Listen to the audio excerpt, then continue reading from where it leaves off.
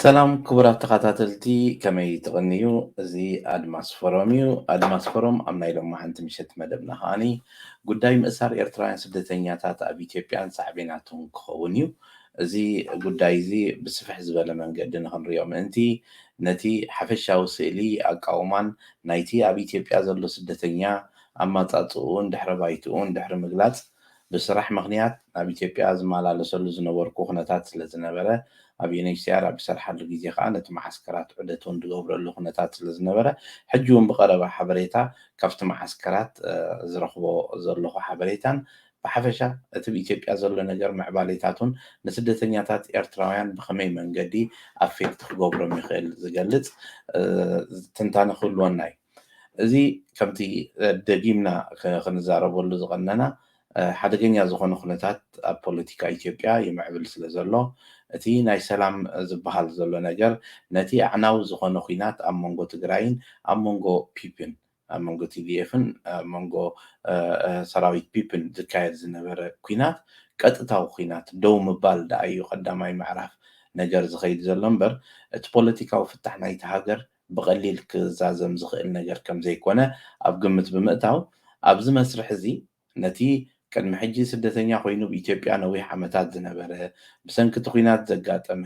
እቲ ስርዓት ናብ ውሽጢ ሃገር ኣትዩ ነቶም ተቃወምቲ ዝበሃሉ ልዕሊ 6,000 ሰባት ጨውዩ ናብ ውሽጢ ሃገር ከም ዘእተወ ሓደ ሪፖርት ካብኡ ዝወፀ ካብቲ ማዓስከር ዝወፀ ናይ ዓለም ለኸ ሪፖርት ኣሎ እዞም 6,000 ሰባት ዝኾኑ እቲ ስርዓት ምናልባት ብናቱ መዐቀኒ ሰራዊት ዝነበሩ ተቃወምቲ ክኾኑ ክእሉ እዮም ዝበሎም ኩሉ ዓይነት መዐቀኒታት ብናቱ ገይሩ ቆልዓ ሰበይቲ ገዲፉ ነቶም ዝውሰዱ ወሲዱ ዘትረፎም እዮም ካብኦም ከዓ ናይ ኩናት ቀጠና ተባሂሉ ኣብ ኣምሓራ ክልል ተወሲዶም ሓድሽ ማዓስከር ቆይሙ ዝኣተው ኣለዉ እዚ ደባት ኣብ ዝተኸፍተሉ ግዜ ሰባት ብዘይ ዝኾነ ይኹን ምዝገባ ገሊኦም ናይ ስድራ ቤት ጥርናፈ ተፀቢዮም ገሊኦም ከዓ ዝዓደል እዚኣ ዳግማ ኣይትርከብን እያ ካብዚ ስርዓት እዚ ክንሃድም ኣለና ብምባል ትኺሎም ናብ ኣዲስ ኣበባ ኣትዮም ናብ ማዓስከራት ከይኣተዉ ናብዚ ኩሉ ሽግር ኣጋጢሙ ዘሎ ነገር ኣጋጢሙ ብትግራይ ናብኡ ተመለሱን ሕጋዊ ምዝገባ ይገበሩን በቲ ዝተፈጥረ ኩነታት ኣብ ኢትዮጵያ ከዓኒ ንኩሎም ነቶም ስደተኛታት ክምዝግብዎም ሌጋላይዝ ክገብርዎም ዘይከኣልሉ ኩነታት ነይሩ እዚ ከምዚ ኢሉ እንዳኸደ ከሎ እቲ ብኢትዮጵያ ዘሎ ስደተኛ ኣብ ዘይፈልጦ ዓይነት መዋጥር ኣትዩ ማለት እዩ ኩሉ ሻዕ ስደተኛ ክኸውን እንተኮይኑ ኣብ ሽፋን ናይቲ ወግዓዊ ናይ ስደተኛታት ተፀዋዒ ኮሚሽን ክምዝገብን ኣብቲ ናይቲ ሃገር ናይ ስደተኛታት መዝገብ ክምዝገብን እቲ ቀዳማይ ብመጠኑ ውሕስነት ክህብ ዝኽእል ተሓታትነት ዝህልዎ ኣብ ሊስታ ኣትዩ እገለ ወዲ እገለ ዝበሃል ስደተኛ ካርዲ ቁፅሪ ዝነበሮ ክንዲዚ ኣበይ ከም ዝኸደ ኣይፍለጥን እዩ ስለዚ መን እዩ ዝሕተተሉ ተባሂሉ እውን ክሕተተልካ ይኽእል ማለት እዩ እዚ ከምዚ ዓይነት መስርሕ ከይሓለፉ ዝኣተው ሰባት ሕጂ ኣብዚ ዘሎ ሽግር ቀዳሞት ኣብ ሽግር ዝኣቱ ሰባት እቲ ዝዓበየ ሽግር እንታይ እዩ እቲ ስርዓት ነዚ ከምዚ ዓይነት ኣከያይዳ ፈውዳ ኣብ ረብሕኡ ስለ ዘውዕሎ ሰባት ብከምኡ ስደተኛታት ኣምሲሉ እቲ እውን ዝኾነ ይኹን ሕጋዊ ምዝገባ ዘይብሎም ኩሉ ዝግበር ስጋዕ ምጭዋይ ስደተኛታት ተሳቲፎም ተብኺሎም ከዓ ዝወፁ ስደተኛታት ዝመስሉ ናይ ስለላ ሰራሕተኛ ናይ ሃገራዊ ድሕነት ኣባላት እውን ብብዝሒ እቲ ቅድሚ ሕጂ 58 ዝኣባላቱ ሓደ ናይ ሂማን ኢንተሊጀንስ ዩኒት ዝበሃል ናይ ስለላ ትካል ንኣዲስ ኣበባ ኣእትዩ ሰባት ቪላታት ተኻርዮም ገዛውቲ ናቶም ቤት ማእሰርቲ ልዕሊ 8 ቤት ማእሰርቲ ኣብ ውሽጢ ኣዲስ ኣበባ ከም ዝገበሩ ጭቡጥ መረዳእታ ኣብነትን ኣለና ሰባት እውን ጨውዮም ንክወስድዎም ንኤርትራ ኣብቲ እስር ቤታት ኣዋርሕ ሒዞሞም ዝፀንሑን ዳሕራይ ንኤርትራ ኣኪቦም ዝወሰድዎም ሰባት ከም ዘለው ሓበሬታ ኣሎ እዚ ብዙሓት ኣብቲ ሃገር ዘለኹም ሰባት ትፈልጥዎን ተሸቑሪርኩም ትነብርዎ ዝነበርኩምን ዘለኹምን ኩነታት እዩ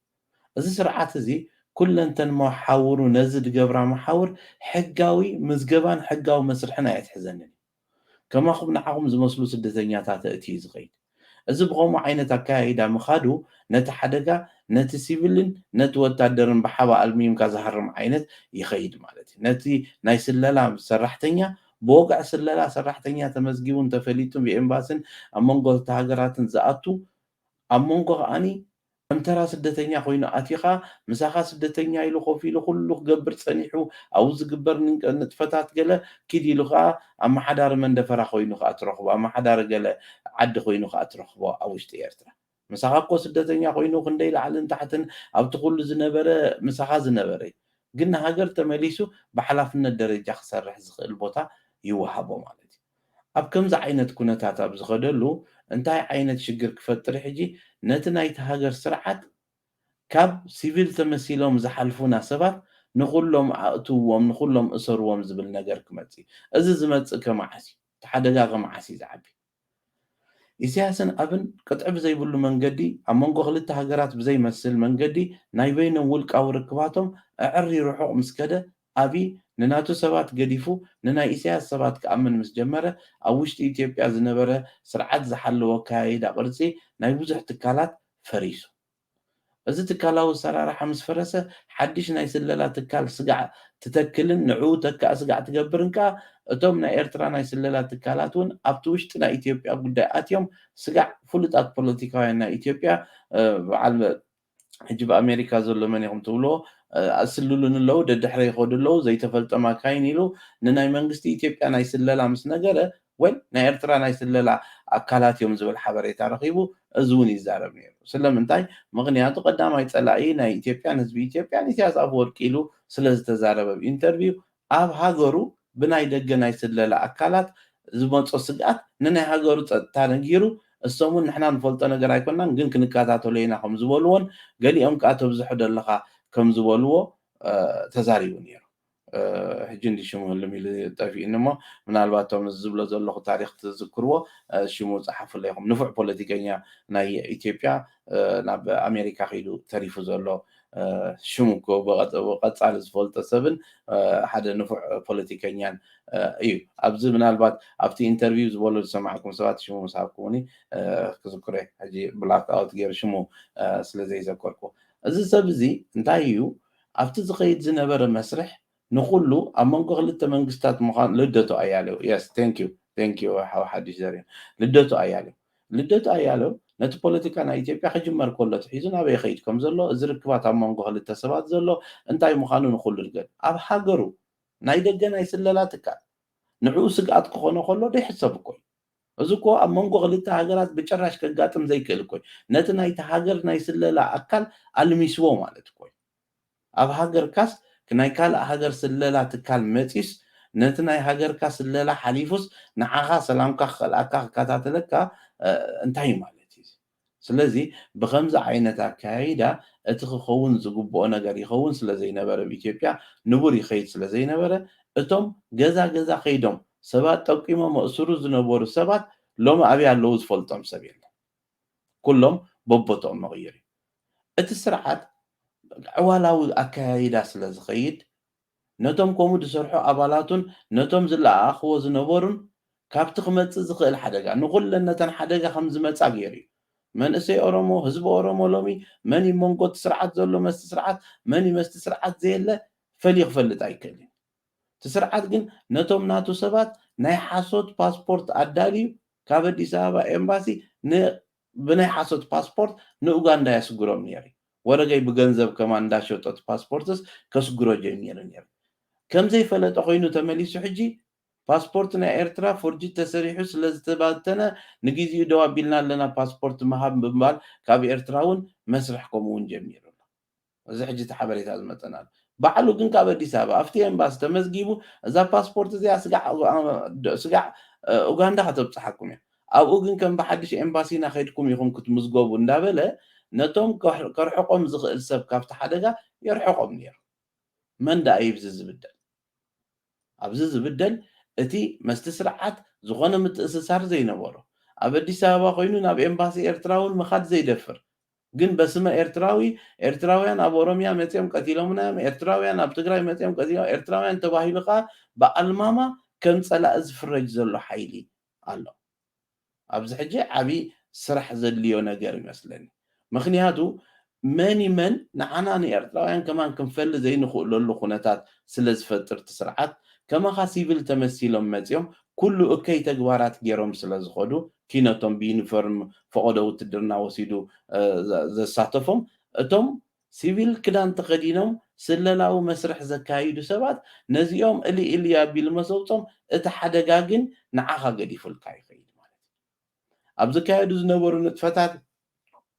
منمن انتاي قبرو نيرم منمن عبي ساتوف نيرم اتنا ኢትዮጵያ ናይ ስለላ ትካል እውን ምክትታሉ ይተርፍን እዚ ግን ኣብ ከምዚ ዓይነት መስርሕ ምስ ተኣተኻ ዘጋጥም ከምዚ ጎናዊ ሳዕቤናት ኣሎ እቶም ግዳያት ዘይኮኑ እቶም ሓቀኛ ግዳያት ነቶም ኣብኡ ኮይኖም ክሕዝቦም ዘይከኣሉን ተመሊሶም ኣብ ሓደጋ ንኽኣትዉ ኩነታት ይፈጥሩ እንታይ ማለት እዩ ወል ናይ ኣብቲ ልዕሊ ስለላስ ተመሊሶም ነቶም ሓደጋ ከጥቅዕሎም ዝኽእሉ ሰባት ምስኦም ከም ዝሰርሑ ድዩ ብካልእ መንገዲ ገይሮም ሓደጋ ከም ዝመፅኦም ክገብሩ ይኽእሉ እዮም ስለዚ ኣብ ኢትዮጵያ ዝመፅእ ዘሎ ኩነታት ቀዳማይ ክልተ ሲናርዮ ነቐምጥ ንኣብይ ዝኸውን ኩነታት ይመፅእ የለን ኣብ ኢትዮጵያ ኣብይ ኣብ ስልጣን ናይ ምቕፃል ተኽእልኡ ድሕሪ ናይ ሰላም ዝርርብ ክኸውን ዝኽእል ነገር ኣይኮነን ምክንያቱ ወል ካብ ኣብይ ዝጓሃየ ይበዝሕ ካብ ዝዓገበ ሕጂ ብፍላይ ድሕሪዚ ምድሒሩ ኣብ ልዕሊ ፋኖ ዝወስዶ ዘሎ ስጉምቲ እቲ ሓደ ጎነይ ክኾነኒ ዝበሎ ገዲፉ ንህዝቢ ኦሮሞ እንተይልካ ህዝቢ ኦሮሞ ከዓ ኣብ ልዕሊ ኦነግ ዝወሰዶ ኣብ ወለጋ ዝወሰዶን ኣብ ኩሉ ዝወስዶ ዘሎ ስጉምትታትን እሱ እውን ናቱ ድሮባክስ ኣለዎ ስለዚ ብምርጫ ብሕጋዊ ምርጫ ገባብ ኣብይ ናይ ምስዓር ተኽእሉ እንዳወሓደ ይኸይድ ኣብይ ምስ ዝሰዓር ሕጂ ኣብይ ከሎ ብሽግር ወዲቖምሲ ኣብይ ምስ ዝሰዓር ከዓ ተመሊሶም ኣብ ሽግር ክወድቁ ዝኽእሉሉ ኩነታት ክፍጠር ስለ ዝኽእል መኒ ክንፈሊ ስለ ዘይንኽእል እቲ ኣብቲ ሃገር ዘሎ ሓይሊ ከዓ መን ክፈሊ እንተዘይክኢሉ እቲ ሳዕቤን ንኩሉ ብሓባር ክመፅእ ክኽእል እዩ ማለት እዩ እቲ ንኩሉ ብሓባር ክመፅእ ዝኽእል ሳዕቤን ንኸይመፅእ ከዓ እንታይ ክግበር ኣለዎ እቲ ሓደ ቅድሚ ሕጂ እውን ዝተዛረብናሉ ሕጂ እውን ደጊምና ንዛረበሉ እሱ እዩ እንታይ ማለት እዩ እንድሕር ዳ እቶም ናይ ስለላ ኣካላት ብዝገበርዎ ጌጋ ንዓኻ እውን ሂወት ካብ ሓደጋ ዘእትዎ ኮይኑ ኣትሊስት ተቐዳመይቲ ትገብራ ትኽእል ወግዓዊ ምዝገባ እቶም ዘይተመዝገብኩም ኣዲስ ኣበባ ዘለኹም ሰባት ሕጋውነት ናይ ኣተሃልዋኹም ሕጋውነት ኣልብስዎ ምክንያቱ እቲ ስርዓት ነቶም ኣብ ስለላ ዘእትዎም ሰባት እውን ኣብ ሕጋዊ ምዝገባ ከየእተወ እዩ ዝኸይድ ብወግዒ ሰራሕተኛታትና እዮም ኣብ ኤምባሲ ናይ ፀጥታ ኢሉ ዘምፆም 10 20 እዮም ክኾኑ እዞም ናይ ሂውማን ኢንተሊጀንስ ዩኒት ተባሂሎም ዝመፁ ጉጅለ ግን እዚኣቶም ኦልሬዲ 58 ሰባት ንከምኡ ከም ዝመፁ ኣብኡ ዝተገልፀ ነገር ነይሩ ስለዚ እዚ ከምዚ ዝሕብሮ ዘለኹ ሓበሬታ ጭቡጥ ኣስማት ከይተረፈ ተስፋይ ራሻይዳ ዝበሃል ኣባል ስለላ ዝመርሖ ጉጅለ ብ58 ኣባላት ዘለዎ ተመዲቡ ዝመፀ ነይሩ ኣብዚ እውን ብዙሓት ኣብኡ ዝተቆትሉ ነይሮም ማለት እዩ ስለዚ እዚ ከምዚ ዓይነት ዩኒት ኣቂሙ ዝሰርሕ ዝነበረ ሓይሊ እቲ ሓደጋ መዓስ መፅእ በየን መፅእ ርዮ ኣሎ ኣባላቱ እሰርዎ ኣለዉ ኣበይ እሰርዎ ኣለዉ ስለምንታይ እሰርዎ ኣለዉ ፈልጥ እዚ ምዕባለታት እዚ ምስ ረኣየ እንታይ ዝገብር ኪነቶም ወግዓዊ ኣብቲ ስለላ ስራሕ ዝኣተዉ ሰባት ተራ ዘይሕጋውያን ስደተኛታት which means ዘይተመዝገቡ ማለቶም እዮም ወይ ከዓ ወግዓዊ መንነት ዘይሓዙ መንነት ቀያየሮም ዝንቀሳቀሱ ይገብር እሞ ኣብ ላስት ሚኒት ግን ብተመሳሳሊ ፓስፖርት ገይሩ ናብቲ ውሕስ ዝበሎ ከባቢ ሃገራት ከውፆም ይፍትን ብሕጋዊ መንገዲ ክወፁ ይኽእሉን እዮም ኣብ ዝበሃሉሉ ግዜ ከዓ ዘይሕጋዊ መንገዲ ይፍትን ኣብዚ ከዓ ምስ ብዙሓት ሲቪል ተሓዊሶም ክገብርዎ ዝፍትኑ ፈተነ ንብዙሓት ግዳይ ክገብር ይኽእል ስለዚ በዚ ኣካያይዳ እዚ እቲ ተራ ብዱል ኣብኡ ዘሎ ቀዳማይ ክገብራ ዝፍትን ማንም ስደተኛ ሕጋዊ ምዝገባ ክህልዎ ሕጋዊ ምዝገባ ምስ ዝኽገብር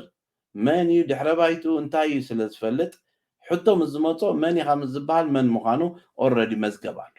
ድሕሪ እቲ ዝፃረ ተፃርዩ ክወፅእን ስደተኛ ምዃኑ ምስ ተኣመነሉ ማሕበረሰብ ዓለም ንመንግስቲ ኢትዮጵያ ብወግዒ ኣብ ዝሓተሉ እዋን ወል መልሲ ክወሃብ ክከኣል ኣለዎ ኦኬ እንድሕር ዳ ብከምዚ ገባብ ዘይከይዱ ነቲ ሓደጋ ምስ መፀ እቲ ዘይምዝገብ ወላው ንኸይትምዝገብ ዝመኽረካ እሱ መጨረሻ ሰዓት መዋፅኡ ዝቐረበ ክኸውን ይኽእል ስኻ ግን ኣብ ዝኾነ ይኹን ሃገር እንድሕር ዳ ሕጋውነትካ ዘየልቢስካ ምዝጉብ ተደይኮንካ ክመፀካ ዝኽእል ሕጋዊ ሳዕቤን ኣሎ ኣብ ሃገርና ብዘይ ሕጊ ክንዲ ዝፀኒሕካ ንመዓልቲ ክንዲ ዝኽፈል ናይ ክንዲ ዝኽፈል ኢሎም ሽግር ክፈጥሩልካ ክእሉ ኣይከፈልካን ትእሰር ክብልካ ክእሉ ኖ ብሕጋዊ መንገዲ ኢና ኣሲርናዮ ምክንያቱ ብዘይ ሕጊ ዝፀኒሖም ነፍሶም ሌጋላይዝ ኣይገበሩን ስለዚ ንሃገርና ንሰላምና ንፀጥታና ስግኣት እዮም ዝብል ነገር ክመፅእ እዩ ከምዚ ዓይነት ሓደጋ ከይመፆ ምእንቲ እቲ ሰብ ቀልጢፉ ነፍሱ ሌጋላይዝ ክገብር ተቐዳማይ ስጉምቲ ተኻልኣይ ስጉምትኻ ነፍስኻ ካብቶም መስተ ስርዓት ኮይኖም ዘዳኽብሩ ዲሶሽየት ምግባር ነፍስኻ ምእላይ መን እዩ መን ዝገብር ብንጹር ምርኣይ እሞ መዛግብካ ሒዝካ ከዓ ምጽናሕ ምክንያቱ እቲ እዋን ተቐያራ እዩ ሎሚ ኣብይ እኳ ምስ ኢሳያስ ኣብ ተፋነ እንተኣትዩ እቶም ኣንጻር ኣብይ ደም ዝኸፈሉ መስዋእቲ ዝኸፈሉ ናይ ኦሮሞ ተቃለስቲ ናይ ደቡብ ተቃለስቲ ናይ ቤንሻንጉል ተቃለስቲ ናይ ትግራይ ናይ ብምሉእ እዚ ሓይሊ እዚ ከዓ ብኣልማማ ነቲ ኩሉ ዝበደለ መን ይኸይፈለጠ ምስ ተረፈ ኣይ ብምሉኦም እውን ይኺዱልና ብምሉኦም እውን ይልገሱልና ኢሉ ኣብ ሓደጋ ክእትወካ ዝኽእል ኩነታት ከይፍጠር ምእንቲ ሕጋዊ ሽፋን ኣህጉራዊ ሽፋን ኢንተርናሽናል ውሕስነት ናይ ስደተኛ መሰል ንምርካብ ቀልጢፉ ሰብ ነፍሱ ሌጋላይዝ ክገብር ዘለዎ ይመስለኒ ተቐዳማይ ስጉምቲ እዚ ካልኣይ ስጉምቲ ስጋዕ ዝተኸኣለ ባዕሉ ንዜጋታቱ ውሕስነት ክህብ ዘይከኣለ ሃገር ኮይኑሎ ኢትዮጵያ ዜጋታቱ ብሰላም ወፂኦም ክኣትውሉ ዝኽእሉ ኩነታት የለን ኣብ ከምዚ ዓይነት ኩነታት ዜጋታት ባዕሎም ኣብ ስግኣት ከለዉ እስኻ ስደተኛ ኮንካ ኣብካ እውን እንዳነበርካ ልዕሊ ትወዳ ሃገር ፈንጣሕጣሕ ምባል ልዕሊ ትወዳ ሃገር ዘርኤካ ኣብ ዓይኒ ዘእትወካ ነገር ምግባር ልዕሊ ትወዳ ሃገር ሰኺርካ ምበኣስ ገለ ቅድሚ ሕጂ ዝነበረ ነገራት ስለ ዝነበረ እዚ ከይድገም መስቲ ተሃዋስነት ናይቲ ግዜ ብግምት ኣእቲኻ መስቲ ብዙሕ ተጎዲኡ ዘሎ ሰብ ከም ዘሎ ብግምት ኣእቲኻ እዚ ግዜ እዚ ሓውካ መፂካ ስድራኻ መፂካ ካብ ደገ ክትዘናጋዕ ገለ ክትብል ትኽእል ኢኻ ግን ብተዛማዲ ከባቢኻ እንዳረኣኻ እታ ሃገር ቅድሚ ሕጂ ብስራሕ ንኸዶ ዝነበርና ገለ ንእሽተይ ሽግር ተፈጢራ ብምንታይ ፍሉጥ ገገዙ ኣትዩ ዓፃፂኾፍ እዩ ዝብል እቲ ከተማ ሰብ ዘለዎ ስጋዕ ዘይመስል ኦኬ ንምንታይ ይተልካ ሎማ ዓንቲ እኮ ከምዚ ተኽሱ ኢሉ ከምዚ እኮ ነይሩ ከምዚ እኮ ተተባሂሉ እቲ ወዲ ሃገር ሰጊዩ ከምዚ ብዝኾነሉ ግዜ እስኻ ወፂኻ ዋዕዋዕ ብትብለሉ ግዜ ከጋጥመካ ዝኽእል ሓደጋ ስለ ዝበዝሕ ቁርብ እቲ ኩነታት እቲ መድረኽ እቲ ዘሎ ሃዋህው ኣብ ግምት ዘእተወ ምክንያቱ ብዙሕ ዝተጎድአ ኣሎ ዝተጎድአ ከዓኒ ኣይመዛዝንን ሕነ ናይ ምፍዳይ ተንደንሲ ክህሉ ወይ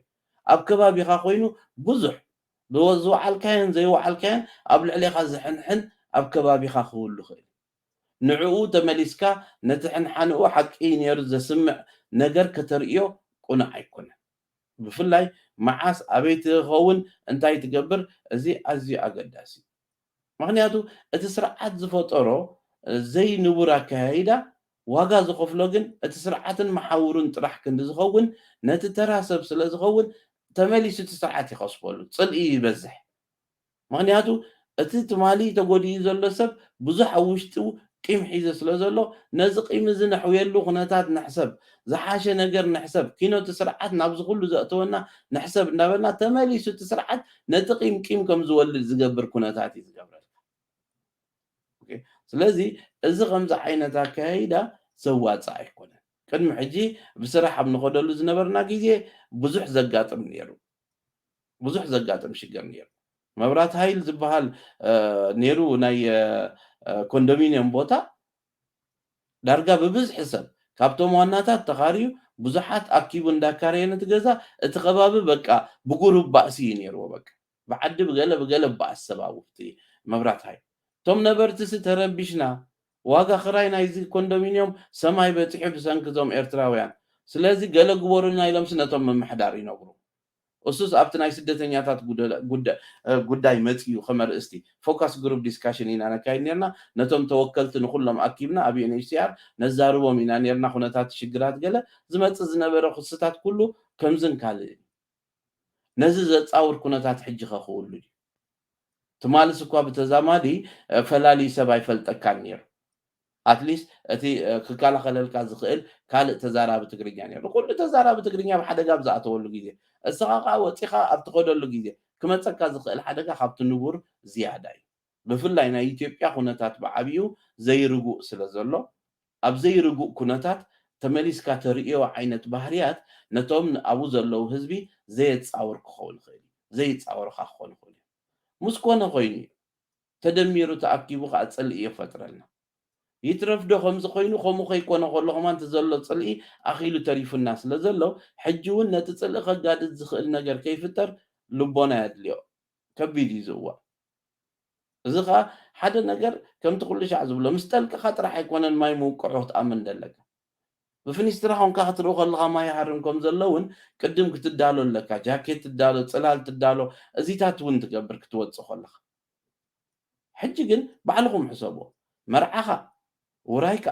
ስድራኻ ክትርኢ ቤተሰብካ ክትብል ትኸዶ ዘለካ እቲ ሓንቲ ኣማራፂ ሕጂ እሳያ እታ ሱዳን ከዓ ነራ ሱዳን እውን እቲ ዘይምርግጋእ ብዓቕሙ ኣፌክት ገብሮ ኣሎ ኣብ ከምዚ ዓይነት ትኸደሉ ስለምንታይ ሎው ፕሮፋይል ሒዝካ እቱ ግዴታ እኮ ኮይኑ እምበር ቤተሰብካ ክትርኢ ኣብ ዓድኻ እዩ ነይሩ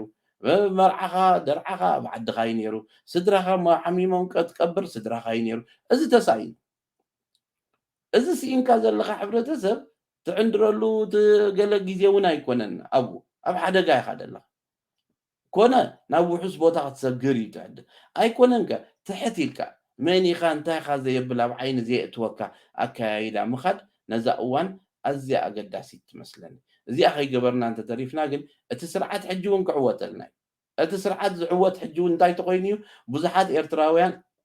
ኣብ ሓደጋ እንተወሪዶም ኣብ ተወዲቖም እዞም ሰባት እዚኦም ነቲ ቀደም እውን ረኣይዎም ዶ ዝብል ነገራት ባዕሉ ገይርዎ እኮ እዩ ዘሎ እቲ ስርዓት ሕጂ ኣሊኹልና ይኸይዱ ዘሎ ኣብ ፅምቋ እዩ ዝበኣስ ሽዑ እቲ ስርዓት ኣብ ኦሮምያ ከይዱ ተዋጊዩ እዚ ናይ ኦሮሞ ዝበልዎ ማለት እዩ ኦሮሞ ሓይልታት ዝበልዎ ኖ እዩ ኣይኮነ እንተልና ፀገም የለን እቶም ናይ ኦሮሞ ሓይልታት ኣዲስ ኣበባ ተኣትዮም ፅባሕ ንጎ እሳቶም እዮም ዝፈልጥዎ ንሕና ይንፈልጦም ግን እሳቶም ከምኡ ዝብል ወላይቱ ዓሎ ሩመር እንተለውን ወረ እንተለውን እዚ ሓደገኛ እዩ መን ይኸፃርዮ ሰብ ምስ ቀተልካ ዶ ተፃርየ ስለዚ ናብ ከምኡ ከይብፃሕ ናይ ትግራይ ነገር ኣሎ ብኡ ሓሊፎም መፅኦም ስጋ ሕጂ ዓው ኢሎም ነቲ ዝኾነ ነገር ሓውሲ ምድጋፍ ዝኸዱ ሰባት ክትርኢ ከለካ ዋ ማዕረ ክንደይ ትዕግስቲ ክህልዎም እቶም ዝፈልጥዎም ተጋሩ ኢኻ ትብል ማዕረ ክንደይ ትዕግስቲ ክህልዎም እዩ ነዞም ሰባት እዚኦም ከመይ እዩ ማለት እዩ ስለዚ እንድሕር ዳ እቲ ኩሉ ሻዕ ዝብሎ ነገር እዩ ማለት እዩ ሓደ ሰብ ሓደጋ እንተወዲቕዎ መስኪናይ ገለስ ሓደጋ ወዲቕዎ ትብል ሓደ ሰብ ባዕሉ ከይዱ ነቲ ሓደጋ እንተወዲቕዎ ግን መስኪናይ ሓደጋ ሰባት ከይዶም እንዲኦም እንዳወደቕዎ እውን ክንብል ክንጅምር ክንክእል ኣለና እንታይ ማለት እዩ ሰባት ኣእምሮ ተዋሂቡና ኣሎ ኣእምሮ ተዋሂቡና ኣብ ቅድሜና ሓደጋ እንዳተረኣየና ኣይንኺዶ እንተ ከድካያ ግን መስኪናይ ሓደጋ ሰባት እንዳወደቕዎ ክንብል ኣለና እምበር መስኪናይ ሰብ ሓደጋ ወዲቕዎ ይንብልና ደይተንቀሳቐሰ እቲ ሓደጋ ስኻ እንዲኻ ከይድካዮ እቶም ዓዲ ባዕሎም ብኸምኡ ዓይነት ኣካያይዳ ይኸዱ ስለ ዘለዉ ኣብ ከምዚ ዓይነት ኩነታት ነቲ ዝገበሮ ሕማቕ እከይ ተግባራት ስርዓት ተመሊስና ግዳይ ከይንኸውን ምእንቲ ክንጥንቀቕ ዘለና ይመስለኒ እዚ እንተዘይጌርና ግን ፅባሕ ንጎ በዲሉናስ ተመሊሱ ንክብደል ከዓኒ ዕድል ክህበና እዩ ተመሊሱ ከዓ ክብድለና እዩ ነዚ ምናልባት ሰብ ዕርዩ ክሓስበሉ ዘለዎ ይመስለኒ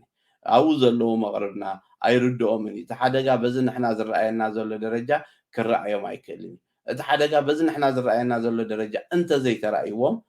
ፅባሕ ንጎ ምስ ኮነ ግን ንዓና ክንሰምዖን ክንሪኦን ኢና ከይኮነ ከሎ ክግበር ዝከኣል ነገራት ሓደ ኢለ ኣቐዲሙ ነበር እቲ ካልኣይ ከዓ ሎው ፕሮፋይል መሓዝ ኣብዚ ዝኸይድ ዘሎ ኩነታት እቶም ደቂ ዓዲ ንሓደጋ ኣቮይድ ክገብሩ ቀልጢፎም እዮም ናብ እልይ ዝብሉ ገዝኦም ብእዋኑ ዝኣትዉ ካብቲ ዝገብርዎ ዝነበሩ ንቡር ነገራት ይኸዱ ይሃድሙ የልግሱ እቲ ሳልሳይ ኣማራፂ ክእለ ዝኽእል እንተኮይኑ ሓደ ሰብ ኣማራፂ ተለዎ ከዓ ናብ ሳልሳይ ኣብቲ ከባቢ ዘሎ ውሕስ ዝኾነ ሃገር ከዓ እልይ ኢልካ ምፅናሕ ኣብ ቀጥታዊ ጎንፂ መስቲ ስርዓት ዘይኣተወ ሃገር ናብኡ ክትንቀሳቐሰሉ ትኽእል ኩነታት እንተሎ ከዓ ናብ ከምኡ እልይ ምባል ከድሊ እዚ ነቶም ኣብኡ ዘለዉ ስደተኛታት ዝምልከት ኮይኑ እቶም ብደገ ዝኸዱ ናብኡ ከዓ ምናልባት ሕጂ ጥንቅቕ ምባል ከድሊ እዩ ወላ እኳ ብደገ ከይዶም ኩሉ እቲ ውሽጣዊ ሽግራት ይረኣዮም ፅባሕ ንጎ ተመሊሶም ክመፁ ናብዚ ብዙሕ ነገራት ስለ ዘሎ ኣብኡ ግን ብዙሕ ተስፋ ዝቆረፀ ትራፊክ ትራንስፖርቴሽን ብልክዕ ዘይሰርሓሉ ኩነታት ናይ ስርቂ ነገር ገኒኑሉ ዘለሉ ኩነታት ኬድካብዚ ከም ሙሉእ ልብኻ ውዲቕካ ኣብ ትዘናግዓሉ ግዜ ሓደጋታት ክወርድ ምዃኑ ብፍላይ ነቶም ስደተኛታት ገዲፍካዮም ትመፅእ ፋቨራብል ዘይኮነ ኩነታት ስለ ዝህሉ ንዕኦም ብዝኸደ ቁፅሪ ክመክርን ነቲ ሓደጋ ክረኣዮም ክገብርን ምክንያቱ ተን ሓደጋ እቲ ስርዓት ገይርዎን እዩ اوكي ول حجي دحن حاوي يوهانس دحريا بحطوتات تنصيخا كملسو خيلي سخا زي فلتكا زي رأخا يخون خيلي أنا زفلت كو خولو خيلي مو أب حتى تنصيخا يخبر خيلي دحن السو زورة دسل زلو نعو خاني نمن يوم نمنتا يوم قلل زاربا لنا مو دحن راح ندحر دا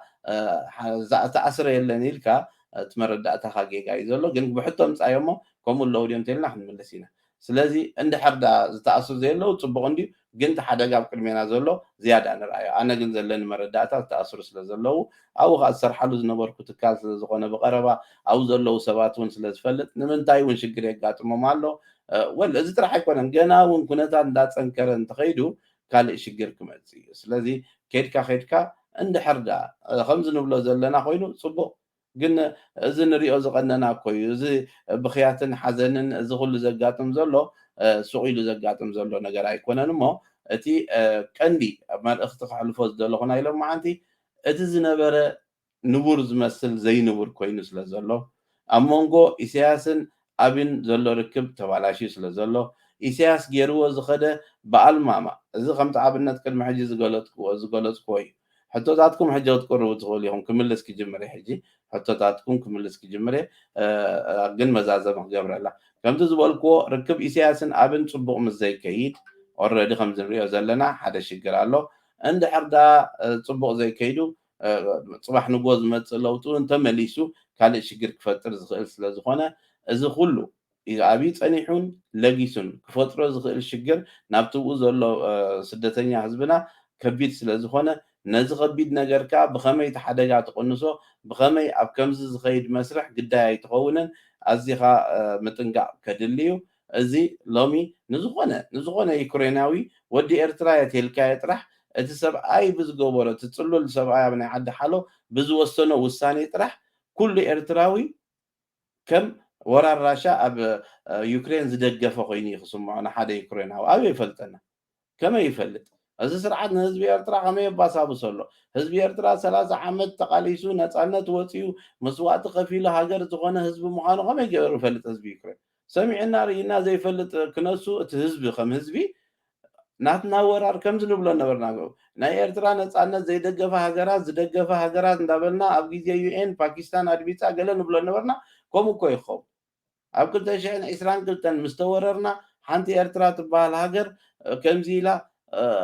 دقيفات نتورارنا كوي خبل حدا يوكريناوي سلازي إرتراوي انتلكا انت خنكم دقيفكم ورارا بهاجرنا يقبل كامبر ما راح يقوم تاخوين دقيفو ويكا حدا سب زمرحو هاجر الله يلوم داري امينهم كلها تكاهم هزبي بت قداي تلكم ولا نجار يخولو مالتي خمزي تصبغ نجار ناي سومال نجار كسمعوا الله كل إرتراوي ناتهم دقافيهم حوم كوين نايز بسمعهم مالتي سلازي اتي وين حتى نعمهم نسالك يا حوي يوحنس اوكي سلازي انتاينا نقبر زلنا حدا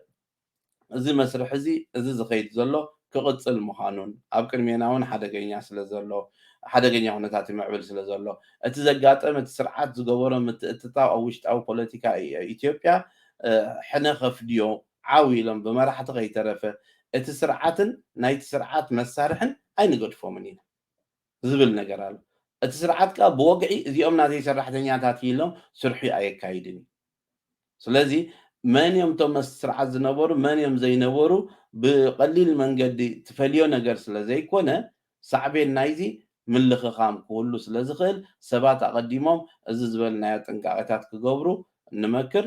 ገቲ ኣርእስትና ናይ ሎማዓንቲ በዚ ኣኽዛዞሞ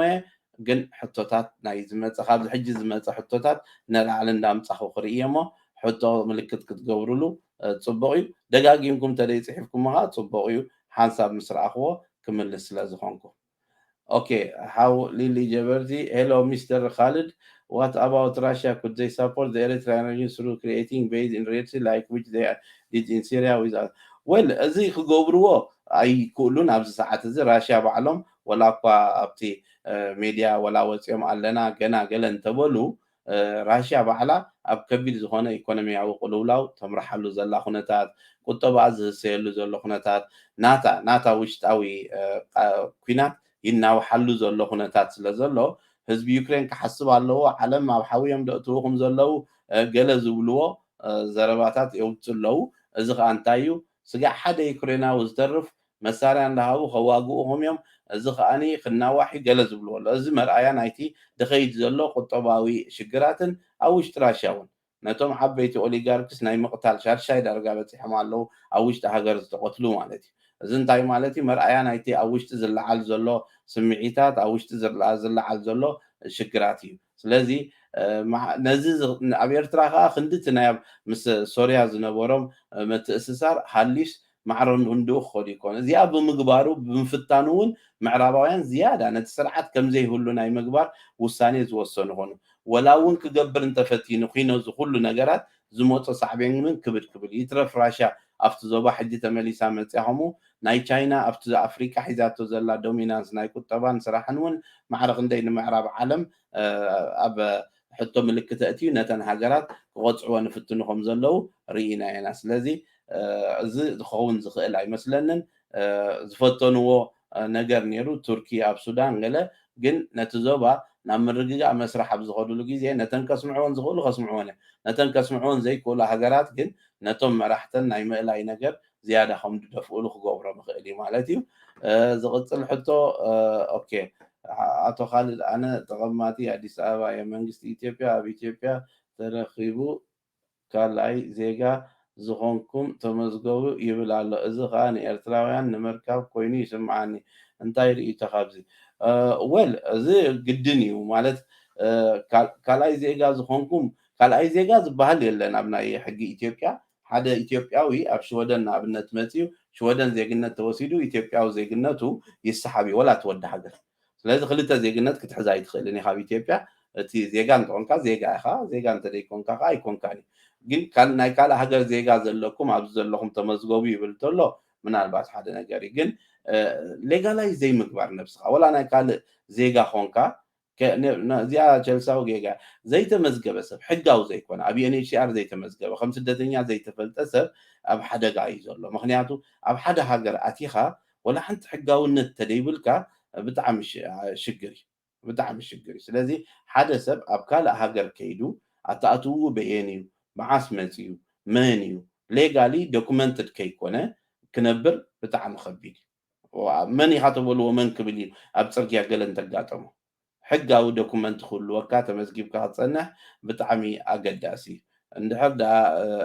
ከምዚ ዘይተገብረ ግን ብጣዕሚ ሳዕቤን ክህልዎ እዩ እዚ ክንምዝገብ ዶ ወይ ክንገብሮ ዶ ሕጋውነት ኣብ ብፍላይ ዩኤንኤችሲአር ሕጋዊ ዝምዝግብ ኣካል ስለ ዝኾነ ፅቡቅ እዩ ሕቶ ደጊምኩም ፀሓፍዎ ብላዕሊ ዝፀሓፍኩሞ ንላዕሊ ክኸይድ ስለ ዘይክእል ኣድሚናት የለውን ሎማ ሓንቲ ባዕለይ ስለ እቲ ሕቶ ከምፆ ዝፍትን ዘለኹ እንተተኻኢሉ እቲ ሕቶ ደጊምኩም ፀሓፍለይ እሞ ኣብ ቅድመይ ዘሎ እንዳምፃኹ ክኸይድ እየ ተስፋ ገብር ክትርድኡኒ ኦኬ ሓደ ኤርትራውያን ኣብ ኣዲስ ኣበባ ይእሰሩ እንታይ ዓይነት ጥንቃቐ ይግበሩ ወል እሱ እዚ ክንብሎ ዝወዓልና ኢና ገለ ኣሕዋትና ይተኣስሩን ዝብሉ ኣለዉ ምናልባት ኣብቲ ዘለዎ ዓዲ ወሲዶም ኣብ ኣዲስ ኣበባ ከይኣሰርዎ ዘይኣምን ሰብ ክህሉ ይኽእል እዩ ምክንያቱ ገለ ከይገበረ ሰብ ኣይሰርን እዩ ዝብሉ ኣለዉ ስጋዕ ጅብ ዓድና ተኣሲሩ ገለ ገለ ገይሩ ይኸውን ገለ ዘይገበረስ ኣይእሰርን እዩ ከምኡ እንተዝኸውን ኣነ ዓይደ ይኣስሩ ንብለካ ኣብ ካናዳ ኮፍ ኢሉ እንታይ ማለት እዩ ገለ ዘይገበረ ገለ ጌርካ ደ ኣይገበርካን ቤት ፍርዲ ደረጋግፅ ድፈርድ ቤት ፍርዲ ትቐርብ ገለ ይትገብር ወላ ገለ ገይሩ ዝነበረ ሰብ ተተኣሲሩ እኮ ሕጋዊ መስራሕ ኣሎ ሰው ኢልካ ተኣሲሩ ንሰብ ከምኡ ኢልካ ኣይተጥፍኦን ኢኻ ስለዚ እቲ ሕቶ ብከምዚ ዝመለስክዎ ክኸይድ እየ ወል ዝሰሩ ኣለዉ እቲ ጥንቃቄታት ሓደ ክልተ ሰለስተ ኢለ ዘርዚረ ኣለኹ ነዚ ዝበልካዮ ከምቲ ሓደ እዋን ዝበሉ ንኸይከውን 3 ሰዓት ተዛሪበ ብዓረብ ዓዲሞምን ፓልቶክሲ ውድእ መሰበልኩስ ሓደ ዓርክናዮ ሓውስላ ግፅ እዩ ካልእ እዚ ክትብሎ ዘምስኻስ ብዓረብ ዶ ትደግመልና ኢሉኒ ነቲ ብምሉእ ክብሎ ዘምስኹ ብዓረብ ከይብ ናተይ ዓረብ እየ ተዛሪበ ወይ እቲ ዓረበይ ድያ ዓሪባ ወይ እንታይ ነቲ እጅን ላገፅ እዩ ነይሩ ግን እዚ ኩሉ ክትብሎ ዘምስኻስ ብዓረብ ዶ ትደግመልና ኢሉኒ እሞ ሕጂ ኸ እንታይ ጥንቃቐ ክገብሩ ኣለዉ ተበልካኒ ሓውከ ደርሲ ድጎሞ ክትብሎ ዘምስኻ ኮይኑ ትሰሚዐኒ እምበር ሓደ ክልተ ሰለስተ ኢለ ክገብርዎ ዘለዉ ዘርዚረየን ኣለኹ እሞ ንዕያን ክትሪእወን ተስፋ ገብር ናብ ዝቕፅል ሕቶ ክኸይድ እየ ሓው ሳሙኤል ካልድ ኣነ ኣብ ኣዲስ ኣበባ ካልድ ኣብ ኣዲስ ኣበባ ንዝቕመጡ ኤርትራውያን ንገረለይ ብፍፁም ካብ ኣዲስ ኣበባ ከይትወፅእ ኢልካ ንገረለይ ወል እንታይ ዳ ሕቶ ምልክት ከደይ ትገብረላ እዚኣ ብጃኹም ከይትወፁ ካብ ኣዲስ ኣበባ ንገረለይ ይብል ኣሎ ሳሙኤል ነጊረኩም ኣለዉ ኣገልግሎት መምህር ነይረስ ኣብዚ ከባቢ ይብልኒ ግን ኣብ ሓደ ቦታ እዩ ካብ ኣስመራ رحوق زي الحقي أقولت ممهران كلنا سي أب كلاس مونيتر مستمرة سخا سليدا عند صحف خلاص بدحري تعرف كلاس زل خايف كوي تسيل ويدا برها سرعة كبر الممر خالد كنوغرام يبل لا سمعك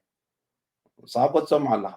قلت لك ودي برا سرعة كبر تبلا مليس كاتملس أي محرت سرعة كبر الممر خالد كنوغرام يبل حجي سخا كلاس كم دلخا كم قبلهم كله تسمعهم زلخا ترديو already نقرأ كله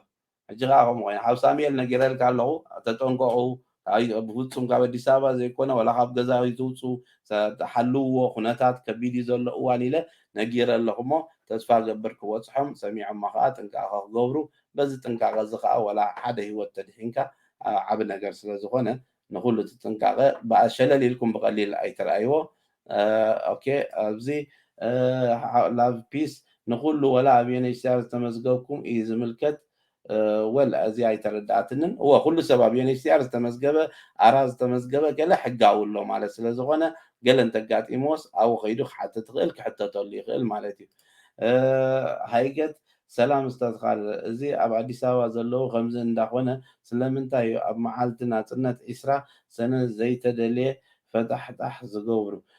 تسرعات كو دليو تسرعات اي دليان ايكونه اسو يدليو تسرعات سلاز دليو نتوم كومو زبلو سبات يقعزهم يشعو ابتا غيزي حدغا تمصلا حجي اميننت حدغا لو زبولو باسبورت صريحو هيبو يوصمي نتوم نعو زدالو نتوم او عواع زبلو او بزح كبدخا زبلع نجر ززاربو هاجر زمسلنا تسرعات زكالخل نجر زغرو نزيام وحسنته بوي حيزو يوصمي بستفال عليه منقدي تشجر انت يشعو نتوز ترف يوم تقول فل سلازم تزوز ترف كتنقاق خيل الله سب زحست حيزا خمو تقبر انت لا وانا دا انت يقبر الله كبهالك خيل الله سلازي حتى اوكي مجمري حكي لي انت جيرم يوم السرو اوكي نحاول حاو يوحنس حتى مجمري حكي دي وحكنا مخانو مرغاغص لنا مخنياتو زتچويون كاب قدم زخنتازون ني ارترا تچويوم توسدو زيدነት ናይ ተፋላለየ ናይ ኣውሮፓ ሃገር ዘለዎም ኣለው እሱ ምስ ግዜኡ ክወፅዩ ካብ ኣዲስ ኣበባ ክዛወሩ ከይዶም ዝተጨውዩን ኣለው ካብ ኣዲስ ኣበባ ዝነበሩ ስነ ጥበባውያን ተጨውዩ ናብ ኤርትራ ዝኣተው ሕጂ ድሒሩ ዝመጽእ ዘሎ ግን ኣብ መንጎ ኣብን ኢሳያስን ፍልልይ ምስ መጸ ብሙሉኦም ኣብ ሸርፊ ኣትዮም ነይሮም ዝተባሃሉ ይእሰሩ ኣለው እሱ ተሪፉ ሸርፊ ቀማንሲ ኣብ ቱርኪ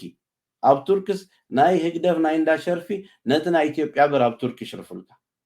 ስለዚህ እቲ መንግስቲ ነዚ ቁጠባና ዝሃሲ ይገብሩ ኣለው ብምባል ንብሙሉኦም ኣብቲ ሸርፊ ኣትዮም ዝነበሩ ነተን መሓውር ክበትከን ጀሚሩ ክኣስር ጀሚሩ ድሕሪኡ ናብ ስለላ ዝሰርሑ ዝበሎም ክኣስር ጀሚሩ ሕጂ ላኼማ ይመጽእ ኣሎ ስለዚ ሓደ ወል ዝእሰሩ ኣለው ዝተኣስሩ ዘለው እውን ፈልጥ ኣነ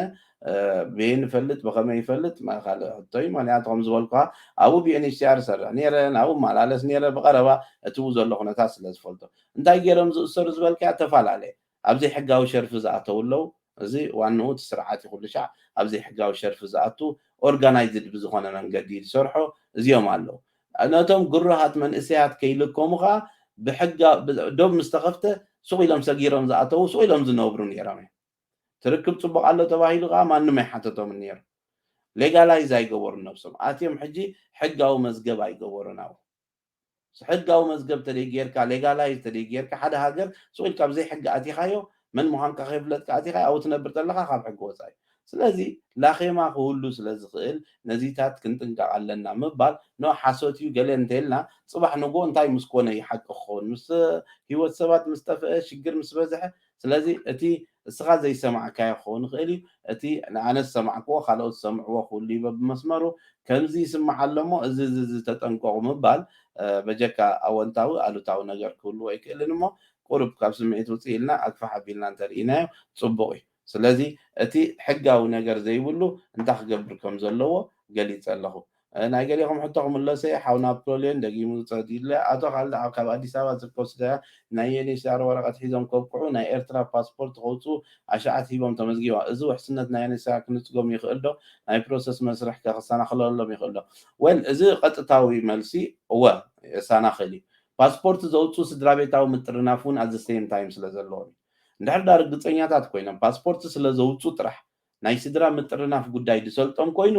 ወል ሓደ ሪስክ ወሲዶም ኣለው እቲ እስኻ ስደተኛ ተባሂልካ ምስተሰየምካ ናይ ሃገርካ ዶኩመንት ፓስፖርት እንተውፂኻ እቲ ናትካ ናይ ስደተኛ መሰል ኦልሬዲ ይሰሓብ እዩ ምክንያቱ ናይ ሃገርካ ዶኩመንት ኣውፂኻ ኣገልግሎት ሓቲትካ ስለ ዝረኸብካ ዝብል ኣሎ ስለዚ እንታይ እዩ እዚ ዶኩመንት እዚ ንምንታይ ኢኻ ተውፅኦ ዘለካ ኣብ መዓላ እንተውዒልካ ብኡ እንተጌሽካ ኣውቶማቲካሊ ናይ ስደተኛ ዕቁባኻ ይሰሓብ እዩ ምክንያቱ ዝኾነ ይኹን ሃገር ስደተኛ ኢሉ ወረቐት ክበካ ከሎ ኣብቲ ዝወሃበካ ትራቨል ዶኩመንት እንታይ ዝብል እዚ ዶኩመንት እዚ ናብ ኩሉ ዓለም ክትከደሉ ትኽእል ኢኻ በጀካ ሃገርካ ምክንያቱ ናይ ሃገርካ ዶኩመንት ክትረክብ ስለ ዘይከኣልካ ካብ ሃገርካ ተሰዲድካ ኢኻ ዕቁባ ሓቲትካ ተመሊስካ ናብቲ ናይ ሃገርካ መንግስቲ ከድካ ዶኩመንት እንተውፂኻ ከመይ ጌርካ ነዚ ምፂኻዮ ኢሎም ይሓቱኻ ማለት እዩ እዚ እቲ ናይ ዩኤንኤችሲአር ዕቁባ መሰልካ ወል ከዓናቕፎ እዩ እንታይ ዳ መኒ ፓስፖርት ዘውፅእ እቲ እሱ ደንጊዎ እቲ ፕሮሰስ ብናይ ፋሚሊ ምጥርናፍ ክወፅእ ኢሉ ዝሓስብ እሱ እዩ ናብ ከምኡ ኣማራፂታት ዝኸይድ ስለዚ ከዓናቕፍ ይኽእል ዶ ወከዓናቕፍ ይኽእል እዩ መኒ ግን ብብዝሒ ከምኡ ዝገብር እቲ ናይ ፋሚሊ ምጥርናፍ ዘለዎ ብመርዓ ብገለ ክወፅእ ዝሓስብ እዩ ከምኡ ዝገብር በቲ ሕጊ ናይ ዩኤንኤችሲአር ግን ሓደ ሰብ እንድሕር ዳ ዕቁባ ወሲዱ ካብቲ ናይ ሃገሩ መንግስቲ ከይዱ ዶኩመንት ሕጋዊ ዶኩመንት ተመሊሱ ውፅኡ ፓስፖርት ኣብ መዓላ ከዓ እንተውዒልዎ እቲ ኣውቶማቲካሊ እቲ ናይ ዕቁባ መሰሉ ይሰሓብ እዩ ማለት እዩ ኦኬ ፅቡቅ ሕቶ ሓውና ፖለን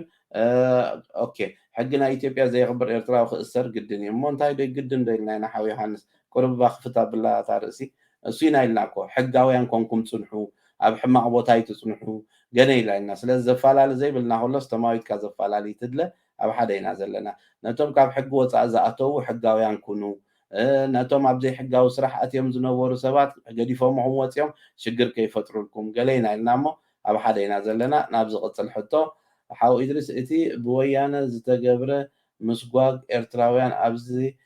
ኣብዚ ሓለፈ እዋን ብህዝቢ ትግራይ ተቃውሞ ኣይረኸበን እሞ ሕጂ ኤርትራውያን በዲሎምና ክብሉ ተጋሩ ከም ቅቡል ክንወስዶ ንኽእል ዶ ወል እዚ ሕጂ እንታይ መስለካ ሓው ኢድሪስ መጀመርያ እስኻ እንድሕር ዳ ቅቡል ነይሩ ቅቡል ኣይኮነን ህዝቢ ትግራይ ከምኡ ይበለን ኢልና እንታይ ኢና ሕጂ ክንቅበሎ ንብል ዘለና እንታይ እዩ ማለት ንኣብነት በዲሎምና ክብሉ ተጋሩ መን በዲሎምና ክብሉ ዜጋታት ካብ ኢትዮጵያ ናብ ዓድኹም ኪዱ ምባል ንብረቶም ብግቡእ ዘይምምላሶም ዝደኸሙሉ ገለ እዚታት ብግቡእ ኣገባብ ዘይምዃኑ እምበር ንሓደ ሰብ ንዓድኻ ኺድ ምባል ዶ እንታይ ገበና ኣለዎ እዚስ ምስ ወታደራትን ታንክን ሒዝካ ናብ ሃገሮም ኣቲኻ ምውራር ተመዓራርዮ እንተኽኢልካ ወል ኣረዳድኣና በበይኒ ኣሎ ማለት እዩ በበይኒ ሕጂ ከዓኒ እንታይ ማለት እዩ ማለት ተጋሩ እኮ ሕጂ እውን ደንግጡልና ከም ዝበሉና እኮ ይበሉን እሶም እሞ ብስሪኦም ደው ኢሎም ርኢኻዮም እንታይ ገይሮም ንዓለም ዘዛረበ መንግስቲ ብመንግስቱ ኣንበርኪኾሞ ኮፍ ኣቢሎሞ ንዓለም ብዘገረመ ገባ ስለዚ ኣብ ከምኡ ኣይኮነን ትዘረባ ዘሎ ሕጂ በዲሎምና ኣይኮነን ወሪሮምና ሃገር ኣትዮም ይሂ ስለዝሰጎጉ ንመን ድዮም ሰጊጎም ንኤርትራዊ ናበይ ናብ ሃገሩ ኦኬ እሞ እንታይ እዩ እቲ ፀገም ብዘይ ኣገባብ ወል ይቕሬታ ሓቲቶም እዚ እውን ትብዓት እኮ እዩ እቲ ዝተገብረ ጌጋይ ነይሩ ክኸውን ኣይነበሮን ኢሎም ከዓ ብወግዒ መሊስኩም ንብረትኩም ክትሓቱ ትኽእሉ ኢኹም ኢሎም ሰብሲ ነቲ ልቦና ንቅድሚት ወሲዱ ነቲ ፅልእ ዘሳውር ነገር ዘይጎድፎ እዩ ምክንያቱ ምስጓግ ናይ ኤርትራውያን ካብ ኢትዮጵያ ጌጋይ ነይሩ ኢሉ መንግስቲ ብወግዒ መፅኦም ንብረቶም ክሓቱ ክእሉ እዮም ተይልልካ ኤርትራዊ ግን ካብ ሃገርካ ሰጊጉካ ስድራኻ ክትቀብር ኣይፈቅደልካ ሃገርካ ክትኣቱ ይፈቅደልካ መርዓኻ ገሌኻ ከይድካ ስጋ ሕጂ ናብታ ሰጊጋት እናትብላ ሃገር እናገበርካ ከምዚ ክበሃል ቁርብ ሃየንታ ኣለዎ ምክንያቱ እቲ ሓርማስ ፈሪሕካ ፅላሎት ይትወግን እያ እቲ ስርዓት ማዕልያ ዘይብሉ ገበን ኣብ ልዕሊኻ ኣብ ልዕሊ ዜጋታትካ ኣብ ልዕሊ ህዝብካ ኣብ ልዕሊ ወለድኻ እንዳፈፀመ ከሎ ንቡር ርኢኻ ወለድኻ ቀቢርካ ክትፋኖ ከይከኣልካ ከለካ እዚ ንዛረቦ ሕሉ ዘረባ እንታይ እዩ ተጋሩ ዳእሞ ርኢኻዮም ብጅግንነቶም ብሓድነቶም ዓለም ዘሰንበደ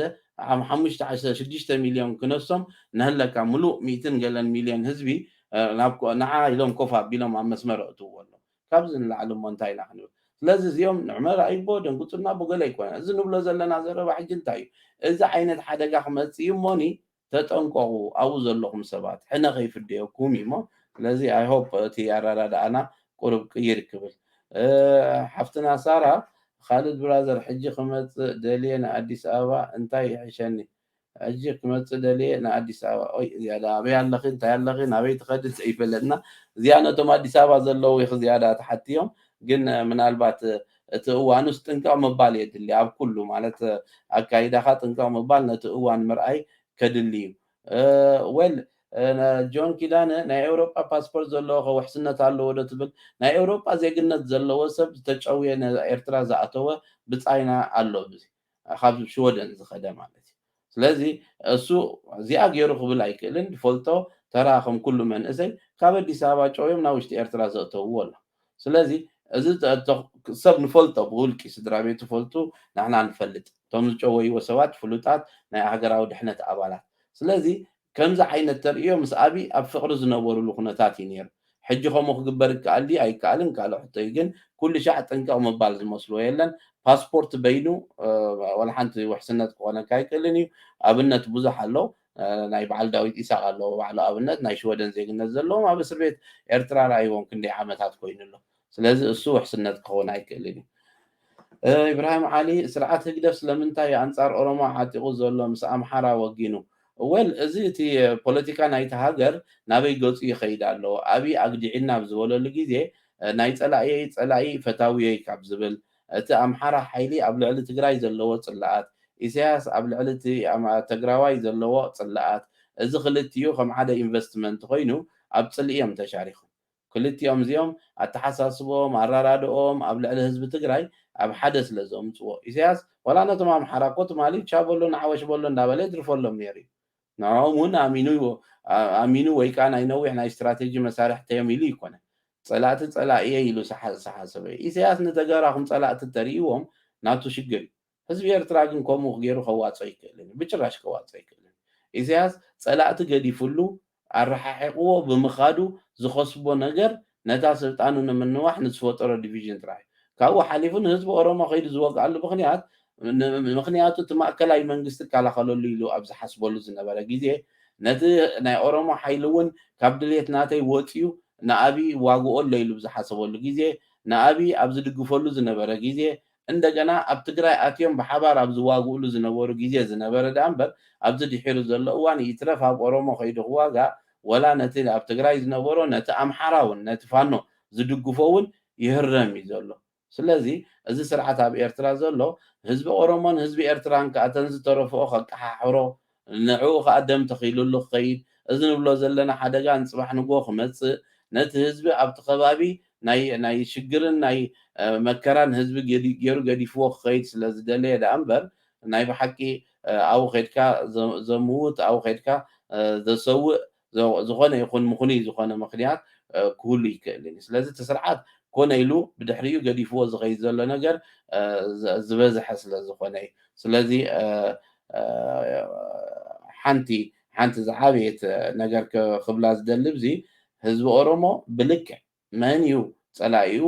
ህዝቢ ኤርትራ ከዓ ልዕሊ ህዝቢ ኦሮሞ በቲ ስርዓት ብዱል ምዃኑ ዝፈልጠሉ ኩነታት ክንገብር ዓብ ስራሕ ኣብ ቅድሜና ፅበየልና ኣሎ እዩ እዚ ከይገበርና እንተተሪፍና ፅባሕ ንጎት ስርዓት መሊሱ እውን ክዕወተልና እዩ ሕጂ እውን ነቲ ፀልኢ ከዕብዮ እዩ እቲ ፅልኢ እንዳወሰኸ ክኸይድ እዩ ብከምዚ ገባብ እንዳኸደ ንሕና እቲ ስርዓት ይእለ ኣሎ ስርዓት ይደክም ኣሎ እንዳበልና እቲ ስርዓት ከዓ ኣብ ክንዲ ዝደክም መሊሱ ነቲ ፀልኢ ኣሳዊሩ ምስ ኦሮሞ ቀያይሙና ቅድሚ ሕጂ ናይ ትግራይ ርኢና ኣለና ዘይንፈልጦ ህዝቢ ዩክሬን ኣብዚ ብፅሒና ኣሎ እንታይና ክንገብር ኣብ መጨረሻ እንታይና ክንከውን ብከምዚ ከያይዳ ከይድካ እንታይ ክብፅሕ እንታይ ክግበር ስለዚ እቶም መንእሰያት ነዚ ንብሎ ዘለና ነገር ኮንሰፕቹዋላይዝ ዘግብር ዓቕሚ ከይህልዎም ይኽእል እዩ ከይርድኦም ይኽእል እዩ እቲ ሓደጋ በዚ ንሕና ዝረኣየና ዘሎ ደረጃ ከይረኣዮም ይኽእል እዩ ምስ ወረደ ግን ንኩላትና ከውግየና ምስ ወረደ ንኩላትና ከውግየና ከይወረደ ከሎ ግን ክግበር ዘለዎ ክንብል ኣለና እምበር ንኢሳያስ ወላ ሓንቲ ኣብኡ ከይዱ ዘሰውእ ኣብኡ ከይዱ ዘመውት ወላ ሓንቲ ምክንያት ኣይምነበሮ እሱ ክገብር ብምፍቃዱ ከዓ ነቶም ኤርትራውያን ከቢድ ዋጋ ከኽፍለና እዩ እዚኣ ብፍላይ እታ ክንጥንቀቐላ ዘለና ሓፍትና ገነት መሓሪ ኤርትራውያን ኣምሓሩ ኣሚኖም ምስ ትግራዋይ ኦሮሞን ትእሰሩ ነይሮም እዚኣ ዋጋ ተእስሩ ነይርኩም ዋጋ ክተኽፍሎም እያ ወል ሕጂ እዚ ኩሉ ሻዕ ዝብሎ ኣዘራርባ ምናልባት ክደግሞ ንበራሕን ንኣፍሮን ብሚዶ ይትምሽጦን ኢኻ በጃኹም ንበራሕ ብሚድዮ ተመሽጥካዮ ተሓኮ ኢኻ ደለኻ ወይ ንገሮ ማሳጅ ኢልካ ብኡ ደፍለጥ ወይ ከዓ ምሽጠካ ኣለኹ ኢልካ ይትሕከኮ ንኣፍሮ ግን ብሚድዮ ክትምሽጦ ትኽእል ኢኻ ንሓደ ከምኡ ዝጥቁም ዝነበረ ካብ ደገ ናይ ናይ ኤውሮጳ ፓስፖርት ዝነበሮም ኣባላት ስለያ ኮይኖም ኣትዮም ሰባት ዝጥቁሙ ሰባት ነይሩ እሳቶም ኣብኡ ክፀንሑ ነይሩ እቲ ስርዓት ነቲ መዓላ ዘውዓሎም ወይ ከጥፍኦም እዩ ሚስጥር ክዕቅብ ወይ ከዓ ወፂኦም ኣብ ካልእ ስራሓት እውን ተመሊሶም ክቕፅሉ ክወፅኦም ኣብኡ ይፀንሑ ነይሩ ስለዚ ብኣልማማ እቲ ከምኡ ዝገበረ ኣብኡ ዝፀንሓሉ ኩነታት የለን ስለዚ ኤርትራውያን ምስ ኣምሓሩን ምስ ኦሮሞን ወጊኖም ዝበሃል ነቲ ስርዓት ኢኹም ትጠቕምዎ ዘለኹም ከምኡ ኢልኩም ተሓሲብኩም እንተ ከምኡ ኢሉ ዝሓስብ ነቲ ስርዓት ኣብ ኤርትራ ዘሎ እዩ ዝጠቕሞ እቲ ስርዓት ኣብ ኤርትራ ዘሎ ክንቀፅዖ እንተኮይንና ፅልኢ ኣብ መንጎ ህሳብ ስለኸዝሳብር ዝደሊ ዕረ እንዳጣዕማካ ንፍቅሪ ዋጋ ትኸፍለላ በቃ ከቢድ ቀሊል ኣይኮነን ግን ዕረ እንዳጣዕመካ ምክንያቱ ብድሕሪኡ እውን ከይቀሰነ ዝነብር ዞባን ህዝብን ገዲፉ ክኸይድ ክንፈቅደሉ የብልናን ስርዓት كله زدامينا يأكل كله زجبره بدلات يأكل سلازم بدحريس بقى أتليست هزبي بسلام كنبرو له زغل كناتات بخن حسب بدحريس أمبر لقيسو كمان أفتو قداي ترازي نبرم سبات سقومت تتوسيدوهم تمليس كاتسال إن تصور إن دقت عليه خير نبكم عينة فيش سيركل ناي حد كام اتفاق كخيت يقولون مالتي أوكي سلازي أتزعابي خجبر زلو ونجر نخمز عينة التحساسات كنسعره زلنا يمسلني أوكي حاوتك سلام خالد أبي مس أنصار هجدف تسلفوا أوشتي إثيوبيان دجن زركوب إيرترا أنتي ترى خطاتي قلتبه متفنان إسياسن أبن أنت شحكيرو كمتي إسياس نفانو زلو مسرت أبي مستقامت إيرترا أنت زي قرب أشد قاريت يعني أنت أشد قاريت تجارو حليفك كتكيدايتا أبي أب كونسيدريشن أتيخا خخير يقولون الزينات الإمنتي أبي معرباوي أنت يمزقوها يقومها عدله بها أيكونن يمسبولو سوفت لاندينج زولو بخمي منجدي بوحد دامج نزل سبزن القصو إلى يحاسب تقدم يتمانو زتون كفخانتا ناي سلام أنفت تقبل أي لنجل يبلغها كيف توا قد ميغندي وارح لنا كقبلوا انتهي له زز كغوني بقى فأمارات يقولون مغنياتو أبديس أدفانتيج نير تقبلوا يغيدالو سلازي زيهم فانو سقعت كوينو مني إلا يوم مو بزغ عندهم زيهم أيتم كفغانيهم نحنا مستي دي اف نايزا تقصدوا مبال سمم حيلنا أيتم كفغانيهم سخانا زيهم إلا يوم واتيهم كأب عدا الجنرال صاركان كايلم سقم يلن سقم نفانو ليلنا نحنا غانا يرترا قد يتسقم يقولون نحنا لنا حنتي قبرني نحنا نأخلينا نعوخا توهي بسم معدو خدلو هو خدلو بسم معدو خفلو سلازم نتي دي اف قديفكا نزب تقراي قديفكا اب ارترا تمصلوتي بابي تحجيزو خيتلكا حجغا بنايدك ختما قانقا اب بلوع مركاسي اب كعوت زيك البوليتيكاوي عيو غزا خطاتيخا ابي اب اثيوبيا سريرو ننويح غيزي خخيد ايكلنيو مغنياتو ناي اثيوبيا ناي ممرح عقمي يقولون تواهيلو تجمجيموس بخمي بسلامه منقدي الا زبل عيو سرح عيو غزا تجميروس نابو قلصي زخيد زلو نعقو متكاتا تواهيلو زحسب زلو حجي بعل جوهر محمد بقله قربا زي اتوم زبحال زلو فيدراليست حيلتات زبحالو خاب كله يدلي يلو سلازي نت فيدرال سرعات مليس كاب زخيدلو غيزي خا لعلوي اكل من كخون يو ميليتار عقم من انت يصنحلو ابايتا زرق زلو نجر ريخا تفراجايل زخونه خناتات مستفتره نتب ارترا زلو نجر نمقيار زقرب براكتيكال خا كون كخون زغل اتي ناي تي دي اف حيلتات اتي ناي تي دي اف حيلي ناي سودان مسمر انت تقفيتو اتي سرعات كوفك بلا يكون نزي اخا فريحوا كغبرو زخل نجر يجبر نيرمبر ابي اي مصله أبي أي مثلا نيساس بتناتو أنكو أخزارب كوادا أبي كمتي قد ما حد يكون أبزغ زغل شجر توقع هم تدقاقي مزوج تلبونا نايتو مرحة نايت جراي كوي زغل شجر ناس بتجراي أمثيل دول تمالي سبز تجراي ونا حليفو غيبو منبر ني إرترا ني إساس اللي تتصاوركم يخم أبزغل بس إحنا يلكو ناي وش تحمم زبالة زغل شجر تتصاور زغيد زلنا كوسي نحن حزب تجراي بعلو حزب إرترا بعلو إلا ينبر إرترا من إسيات كتيرنا نيسياس هاي نلقصونينا تباهيلو زتخدك كايدا حجون أبي ولا خدك فكا أنت بلا أبي يبصحك آخر تجراي كأتوقع كيل نبدوكم صاكايكل كم يجري مو حق زكاة لذي حجي نا أبي زي كونه مسو سؤالك ناي حبار ميموراندم كتتصحف تقليقا اوش اثيوبيا قداي داونا هم دينوتو ابي ارترا قداي تراح نسرح هم دلي قليل كان مسو ناي حبار ميموراندم كتقبل تقليقا قال محسننا تيب كان صباح نقول اكبر بلو خركبك خالص مغنياتو تريو الله كايدو تايدا خاتقبر اتي بناي بحق ابي ارترا زلو سرعات نهزب تግራይ نهزب ኤርትራ نهزب ዞባ ሓደገኛ ምዃኑ ዝተዓዘበ ህዝቢ ትግራይ መዚ ኣብ ሓደ ኮንካ ግን ነቲ ስርዓት ኣሊኻ ህዝብኻ ናብ ዝሓሸ ዞባውን ሃገራውን ኣተሓሳስባ ከተምፆ ክሕሰብ ዘለዎ ይመስለኒ እዚኣ ስለ ዝፈርሕዋ እዚኣ ዕግርግር ዕብልብል እያ ተብሎም ነቶም ስርዓት ምክንያቱ ክትከውን ትኽእልን ኣብ መንገዲ ዘላ ነገር ምዃና ከዓ ይፈልጥዋ እዮም ስለዚ እቲ ክግበር ዘለዎ ኣብይ ደይኮነ ኣብይ ባዕሉ ብኢትዮጵያ ነዊሕ ክሰርር ዝኽእል ኩነታት የብሉን ታይዳ مسو ناي حبار ميمورالندم تتصحفك تبقرب اخسرح زلو ግን መስቲ ባይታ መሬት ሂቡ አልጠቃለስቱን ኤርትራውያን كله ولما عن تغريئه وعيله ናይ بحق تحقيس ودغاي ولول غاي عاد ካብቶም ኣዝየ ዘኽብሮም ተቃለስቲ ብኣካል ኣብ ሜዳ ኣትዩ ተቃሊሱ ሎም ዓንቲ ላይቭ ኢንተርቪው ዝህቦ ዝነበረ ናይ ተፈታወሩ ከለዉ ተሰማዓና ሓበክ ነግረኩም ኣይክልኒ ምክንያቱ ካብ ዕድመ ነስነቱ ትሒዙ ግብራዊ ቃልሲ ምስ በዓል መሓሪ ተስፉ ብዙሓት ብፆትቡ ኣትዮም ዝቃለሱ ዘለዉ ሰባት ታይኻ ክትብል ማለት እዩ ስለዚ ነዚ ርኢኻ እዚኦም ከዓ ኤርትራውያን ሓይልታት ነዚኦም እንዶ ነተባብዓዮ ካብዚ ንላዕሊ ዶ ከመይ ገይሮም ኣብነት ክኾኑና ሳቶም እንዲኦም ፅባሕ ንጎ ክመርሑ ዝኽእሉ ዓቕሚ ከጥርዩ ዝኽእሉ ንኩሉ ነቲ ጅግንነት ዋጋ ዝኸፍሉ ደለዉ ዝሓሸ ኩነታት ንክፈጥሩካ ነዚኦም ሊንክ ፈጢርካ ነቲ ብሃገርና ዝፍጠር ነገር ተካእቲ ክኾኑ ዝኽእሉ ደቁ ነቲ ህዝቢ ነቲ ዝኣምንሉ ዕላማ ከዓ ኣብቲ መሪር እዋን እውን ኣብ ጎኒ እቲ ዝተወፅዐ ህዝቢ ከምኦም ኮይኖም ዝኸዱ እዚኦም ተሪር ሰረት ኣብ ክልቲኡ ክፈጥሩልካ ዝኽእሉ ነዚኦም ኣተባቢዕካ ክየድ ዘለዎ ይመስለኒ ስለዚ ነዚ ሕቶ ካብ ምስ ኣብይ ባዕሉ ኣብ ድልዱል ዝኾነ ፖለቲካዊ ቅዋም ኣቃውማ ስለዘየለ ሒዙካ ዝወድቕ ሒዙካ ዝፈርስ መራሒ ክኸውን ይኽእል እሞ ምናልባት ሓንቲ ሕቶ ናይ መጨረሻ عود ترير حنت وسد مو دحري نايمر وسيده خود مثلا ساعات اكلالا ايته اوكي ايته حصاد سلام اوكي صومال نسقوم زتشيمكم هاجر ايو حجي زراي زلو ايته وسبنايك اوكي صرفلي دحن صقم يله صرفون عدل يبنا لنا عندي نغتل حومر هاوي ردا سلام أتو خالد زيبر هات اللي يحطوا قديمة استحدثت حطوا على هذني إذا أبي تيبقى تأويج زلوا سدتين تمزقوا زبلي ولا ينسيار ورقة زلنا مزقاب تسقم كل ودا يخير تتمزقبكم علىهم مالتندي نتم ينسيار يخاطوا قسم حجي كبزينا تمزقبنا لنا إذا تباهيلو زلوس نحنا خيمل كديلك نتم ينسيار كاب أتوم ملس مسمع أزيو أقداسي مثلني كومن تزيجيرك ምናልባት ኣይፈልጡን እዮም ሳቶም መን ተመዝጊቡ መን ዘይተመዝገበ ክፈልጡ ይኮኑ ምስ ነገር ካዮም ግን ተመዝጊብካ እንተኾንካ ሽግር ዘለዎ ኣይኮነን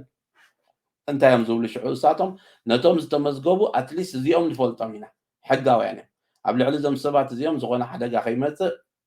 ንላቦ ክብልዎም እዮም እንድሕር ዳ